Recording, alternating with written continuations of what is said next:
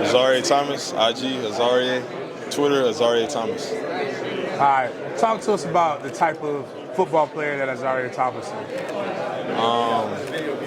is. I'm skilled mentally, physically, and I feel like it shows out on the field with my IQ. I'm a press man corner. I'm gonna be in your face all game, and if I had to sum it up in a couple words, that'd be it. All right, talk about coming up in Florida. You're from Florida, but you're from a part of Florida that other Floridians don't really know about. Not actually that far from where we're at now. What kind of brand of football is the Panhandle, this part of the Panhandle, known for? Yeah, I feel like a lot of people overlook the Panhandle. Like, we don't have talent, but it's so many talented guys that came out of the Panhandle, and so I mean, we can compete with the best of them. And so I'm not going to compartmentalize who we are or compare us to anybody else. I just feel like we play a special brand of football, and we're all athletes here, and we can compete with the best of them. So coming out of high school, you were committed or supposed to be going to a certain place. Then all of a sudden, you came over to God's country and you made the right choice with your life. Yeah. Talk about what led to that decision, what happened, and then what was it about Florida State that made you choose to go there, go with the Seminoles? One name, Coach Norvell. It was a time where my last home visit, because my recruitment process was crazy. And Florida State wasn't even in my top three. It was Florida, Georgia Tech, and LSU. LSU, Coach O had retired. Florida, Coach Mullen got fired, and Georgia Tech, their D coordinator, got fired. And this is 2 weeks before early signing day, and so I had to make a choice. And so my last home visit was with Florida State, and Coach Norvell came in and he asked me a question. I don't remember the question exactly, like I've been telling everyone else, but I do remember my answer, and I said, I just want to be comfortable. And so he's like, comfortable? He was like, Azareye'h, if you come to Florida State, I promise you I'm going to make you the most uncomfortable you've ever been in your life. And then he was like, it's going to be some days where you want to actually kill me. And so I'm like, I'm trying to look to see if he's joking, if he going to blink, if he going to crack a smile.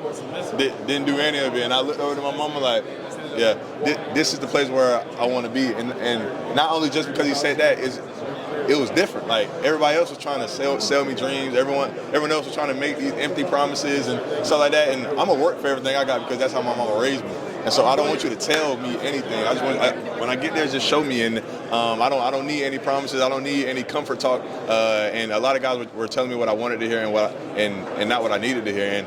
And as soon as Coach Norvell said that, I looked over to my mom, and I knew that was the place where I wanted to go. What type of coach is Mike Norvell, and what kind of influence has he been over your life? His tenacity, his attention to detail. He's going to demand the best out of you each and every day. And that's one thing that I've always respected about him. His energy, his passion, it stays the same each and every day. You walk through the hallway, he's screaming your name. And 5 o'clock in the morning, coming into the building, he's screaming your name. He brings the same energy. He's been the same guy literally for 3 years. There's not a day where I haven't walked in and he had a frown on his face, or he was looking a certain type of way. And I know there's some days where he don't want to do that, and there's some days where he may have something going on with his daughter or something going on with his wife, and he don't want to do that, but he still chooses to do that out of love. And so for that, I got big respect for Coach Norvell, big respect for his family, and big respect for the coach he had brought to Florida State. Florida State, you've experienced some extreme highs. Yep. And you experienced some extreme lows. Talk to us about what it was like during both those times, and what do you think about Florida State moving forward? Do you think that was just a one-time thing, or do you think this is something that they'll be able to pull themselves out of? Yeah, going 13-0 the previous year, it was nothing short of a blessing, man. Like, it was just crazy. Just seeing what work can get you. Like, work works. That's one of the many mottos that we have. Like, work works. And so it was just a blessing to be there with my teammates and just see all our hard work pay off. And now coming to the 2-10, it was tough. It really was. I feel like this was one of the hardest years of my life. Not physically, and not just because of a record, but just mentally.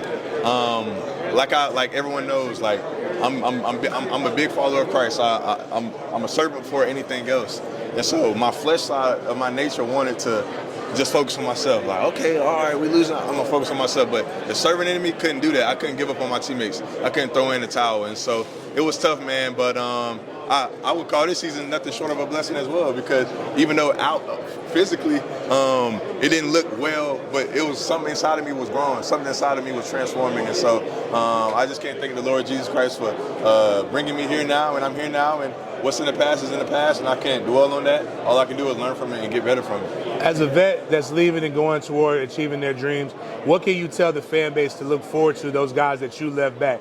As another 2-10 season, or do you think they will not see that iteration of Florida State again? One thing I'll tell them, do not allow one season to dictate anything. Don't allow one bad game to dictate your whole life. And like, one bad day don't make you a bad person. One bad season don't make you a bad team. Yes, unfortunately, we went 2-10. We were in a hump that we couldn't get over. But have hope.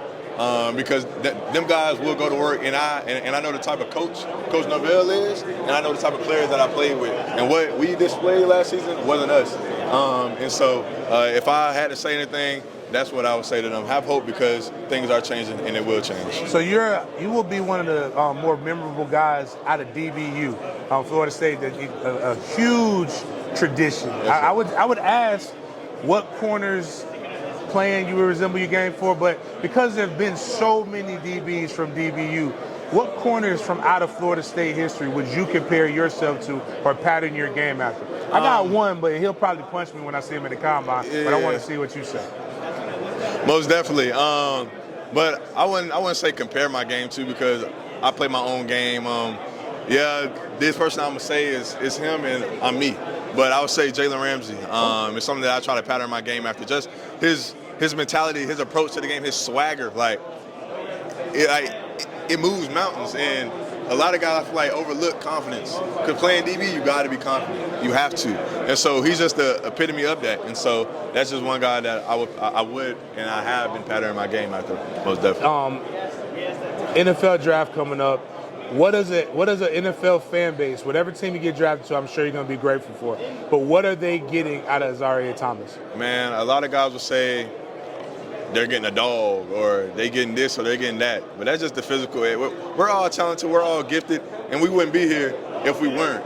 And so, man, I'm going to take it a step even further. You're going to get a person that's going to leave a lasting impact, not just on the field, but off the field. I'm going to be that person where you show up and you be like, this is the guy that's setting the right example.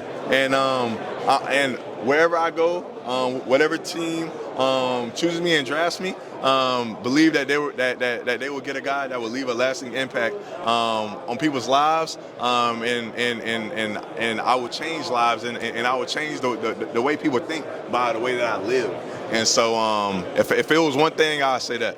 Last but not least, last but not least, a kid is coming down. It's National Signing Day 2026, early signing day period.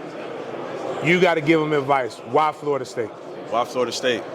Because you're going to come into college, a kid, and you're going to leave a grown man. Not just physically, not just the physical outer appearance, but mentally, emotionally, spiritually, you're going to come out of there a grown man, because Coach Norvell will push you to your very best, and I promise you, each and every single day. And yes, there will be days where you want to kill him, but guess what? In the end, you're going to thank him. And so if it was one thing, I'd say that.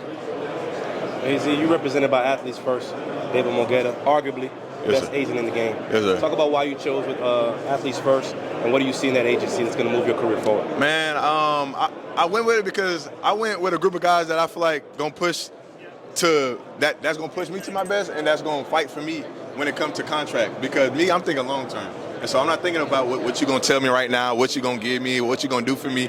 And there's some things that on my visit where my agent showed me that other agents weren't doing.